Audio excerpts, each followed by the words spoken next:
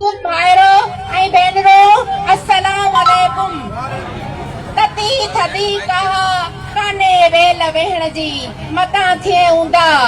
अॼु असीं उन ऊंट जे ख़िलाफ़ हुकूमत जे मुलाज़िम दुश्मन पॉलिसियुनि जे ख़िलाफ़ ऐं पंहिंजे हक़नि जी हासिलात लाइ हिते गॾु थिया आहियूं।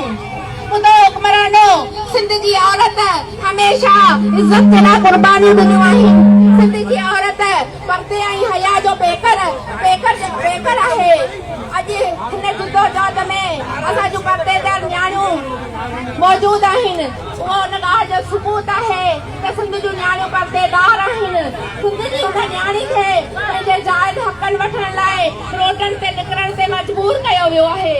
सिंध जी न्याणी अॼु पंहिंजे हक़नि जी हासिलात ते शहर जे घटियुनि में निकिरण ते मजबूर थी आहे। अॼु असीं ख़ुशि थींदा हुआसीं त सिंध में असांजी हुकूमत आहे।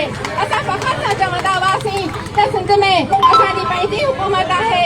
पर अफ़सोस, मूं पक सुञाता हुआ के पंहिंजा धारियुनि सां गॾु धाड़े में मोहतरम बिलावल साहिब वफ़ाक़ खां मुतालबो पियो करे त सरकारी मुलाज़िमनि जो 50% पगार वधायो ऐं हुन पंहिंजी हुकूमत में 7 खां 10% सिंध जे मुलाज़िमनि सां इहा वेसाघाती छो?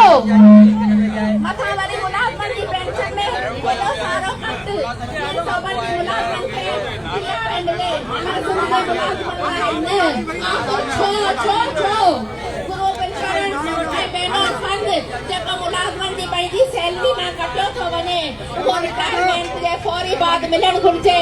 उन लाइ बि वरी मुलाज़िमनि जूं ऑफिसनि में हली उमिरियूं गुज़री थियूं वञनि पर उन्हनि खे पंहिंजी रक़म नथी मिले।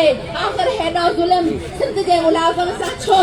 टेम्परेचर वधी वियो आहे, मुंहिंजो मोबाइल बि ईअं पियो करे। टेम्परेचर वधण जे करे